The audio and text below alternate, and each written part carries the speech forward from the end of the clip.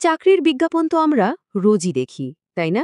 কিন্তু কখনো ভেবে দেখেছি এর প্রত্যেকটা শব্দের আড়ালে কি কি দরকারি তথ্য লুকিয়ে থাকতে পারে? চলুন আজকে ঠিক সেটাই করা যাক। একটা আসল চাকরির বিজ্ঞাপনকে একেবারে ব্যবচ্ছেদ করে দেখব আমরা। বিজ্ঞাপনটার শুরুটাই দেখুন। একেবারে সোজা সাপটা কথা। এই একটা লাইন থেকেই কিন্তু অনেকটা পরিষ্কার হয়ে যাচ্ছে, তাই না? চাকরিটা কাদের জন্য আর কি ধরনের, একদম টু দ্য পয়েন্ট। তো কিভাবে এগোবো আমরা? প্রথমে দেখব সুযোগটা ঠিক কি, তারপর জানব তারা কেমন প্রার্থী খুঁজছে। অবশ্যই বেতনের ব্যাপারটা নিয়েও কথা হবে। আর সবশেষে আবেদন করার পদ্ধতিটাও দেখে নেব। আর হ্যাঁ, শেষে তো একটা কুইক সামারি থাকছেই। আচ্ছা, তাহলে আর দেরি না করে চলুন শুরু করা যাক। প্রথম পর্ব, সুযোগ, মানে কাজটা আসলে কি আর কোথায়। এখানে দেখুন, পরিষ্কার বলা আছে পদটা হলো ওয়্যারহাউস স্পিকারের, আর জায়গাটা হচ্ছে ব্লিঙ্কিটের K6 ওয়্যারহাউস। মানে দুটো খুব জরুরি তথ্য, কি কাজ আর কোন কোম্পানিতে, আমরা শুরুতেই পেয়ে গেলাম। বিজ্ঞাপনটাতে একটা শব্দ কিন্তু খুব চোখে পড়ার মতো, পার্মানেন্ট জব। এটার মানে কি? মানেটা খুব সহজ। এটা কোনো টেম্পোরারি বা অস্থায়ী কাজ নয়। যারা একটা চাকরির মধ্যে স্থায়িত্ব বা স্টেবিলিটি খোঁজেন, তাদের জন্য এই একটা শব্দই কিন্তু অনেক বড় একটা ব্যাপার। আরেকটা ইন্টারেস্টিং শব্দ দেখুন, রোটেশনাল শিফট। এর মানে কি দাঁড়ালো? সোজা কথা, কাজের কোনো ফিক্স টাইম নেই। আপনাকে হয়তো কখনো দিনে, কখনো রাতে, আবার কখনো সন্ধ্যায় কাজ করতে হতে পারে।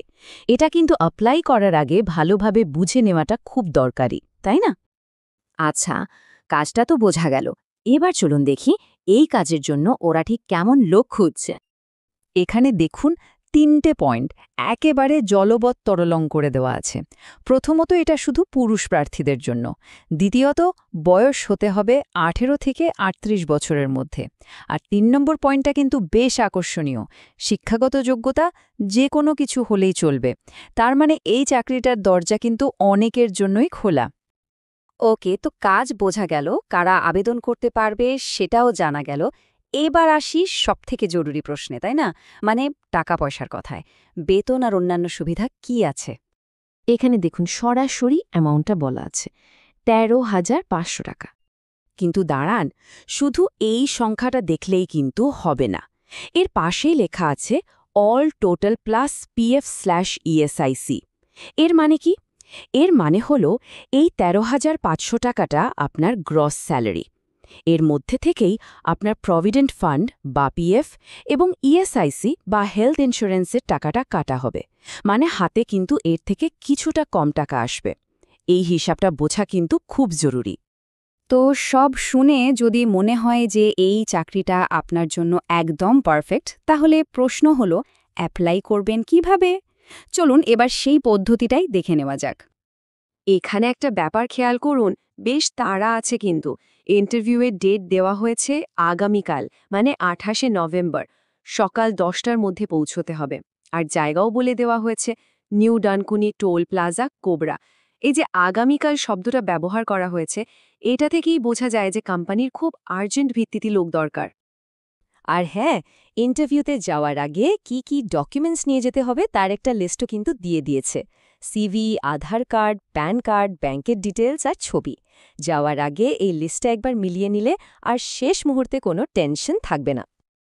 বেশ, আমরা তো বিজ্ঞাপনটার আগাগোড়া সবটাই দেখলাম। চলুন এবার এক নজরে পুরো ব্যাপারটা আরেকবার ঝালিয়ে নেওয়া যাক। দেখুন, এই টেবিলে পুরো ছবিটা একেবারে পরিষ্কার। পদ ওয়্যারহাউস পিকার, কোম্পানি ব্লিঙ্কিট K6, চাকরির ধরন স্থায়ী, বেতন পিএফ বা ইএসআইসি সহ 13,500 টাকা।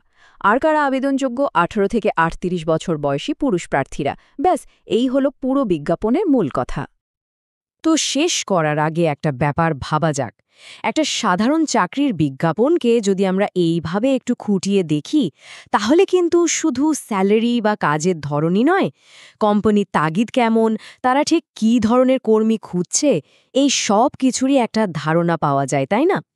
পরের বার যখন কোনো চাকরির বিজ্ঞাপন চোখে পড়বে, তখন এই ছোট ছোট বিষয়গুলো নিশ্চয়ই খেয়াল করবেন।